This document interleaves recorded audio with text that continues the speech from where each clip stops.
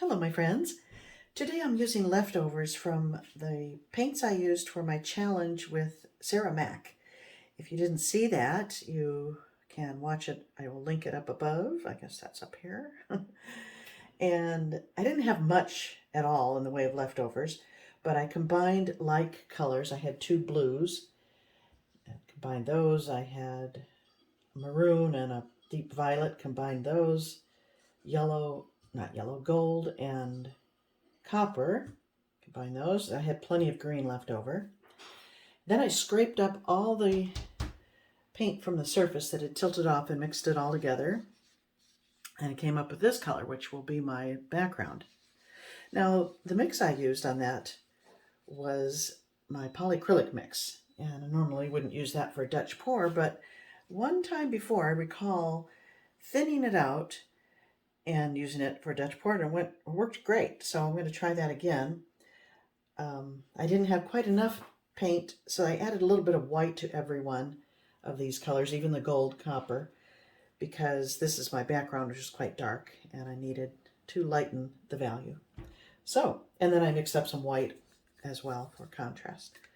So that's my plan today. But first, let me give you a little tip.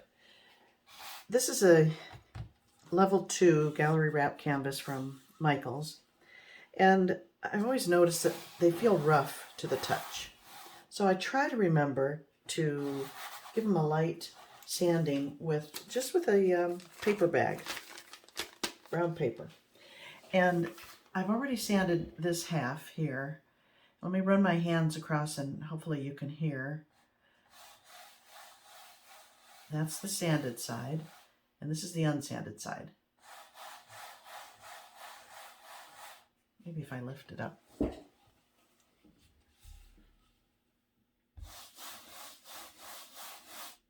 Sanded. I don't know if you can hear too well the difference, but you can feel it for sure. So I'm going to sand the other side as well. Doesn't take much, but you will see quite a difference.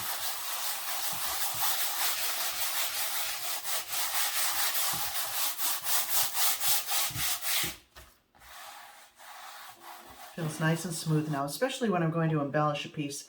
I want as smooth a surface as possible. So I'm going to be doing it in this orientation. Now I'm going to hit it with a tack cloth to remove any dust that I created with this. And then I will pour the base coat and return. Okay. I apologize for the weird reflection from my light. I just don't know how to get rid of it, and it's very noticeable on a dark background, but what can you do? Okay, I don't think I mentioned that I'm planning to do a flamenco dancer. I've done several. In fact, I did a 4-part video on how to paint one from start to finish. Videos number 41 through 44 if you're interested. But today all I'm doing is creating the dress, and then I will embellish with the lady. So here we go. I'm hoping that I think if it works, it'll be very dramatic on this dark background. All the previous ones I've always used a white background, but okay. So I want it to kind of be like this. I want to have negative space up here for her body, her upper body.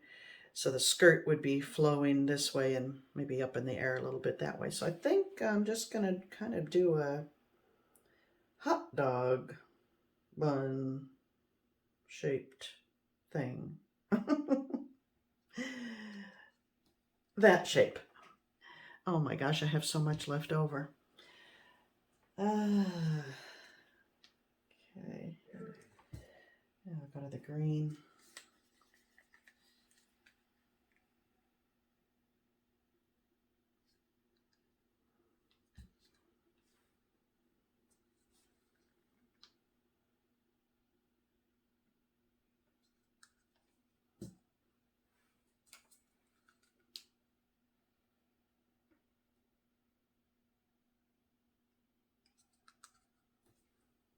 and a little white.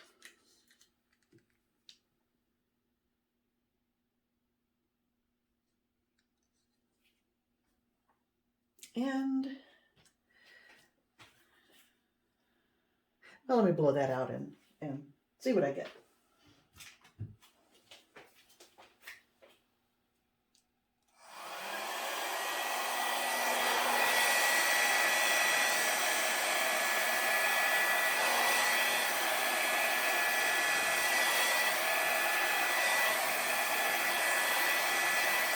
I like to make the skirt run to the bottom so I don't mess with her feet, because feet are more difficult than hands, for me anyway.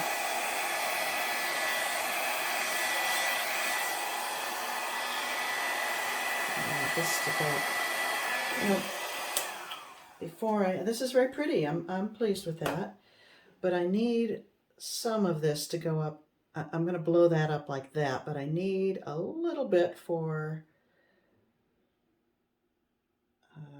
oh no, it's too hard to control it. I'll just paint in more of the dress if necessary. Never mind.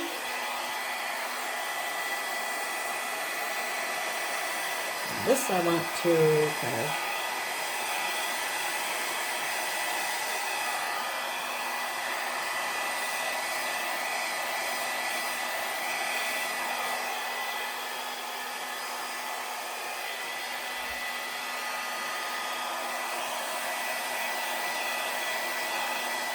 very filmy like.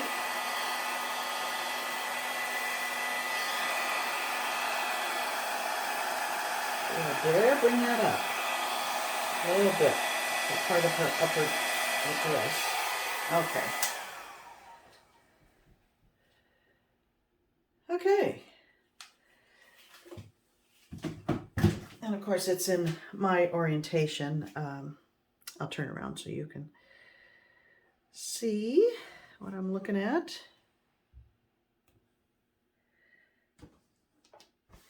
I think that'll work. So it'll just be her torso here and arms and head around there. Olay, I'm gonna run this off to the edge there.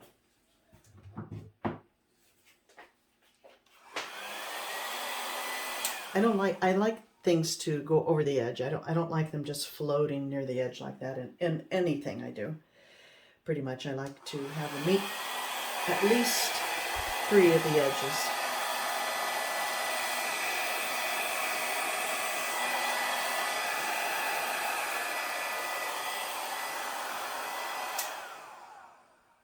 And that's it.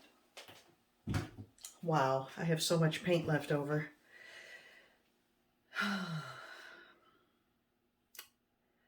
Well, I think it's something to do with it.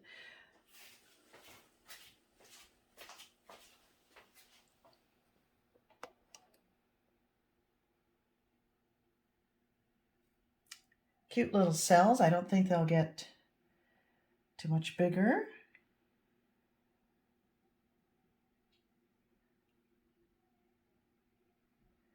And I don't expect it to change much because it's got polyacrylic and glue in it. It's not going to move like sometimes Dutch pours do. So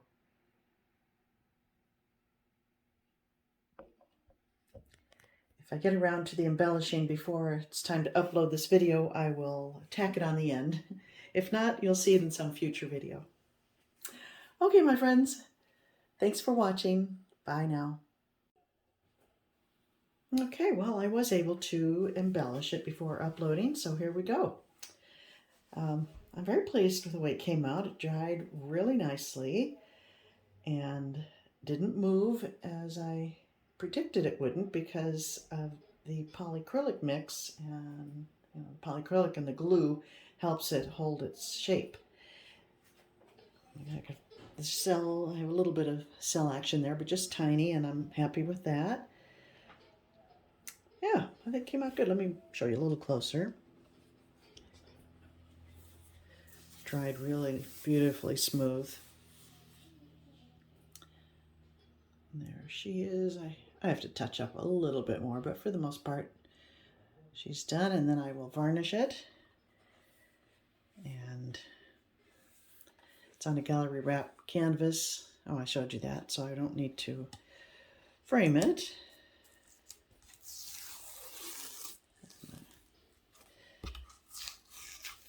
Tape keeps the back nice and neat. Anyway, there we go.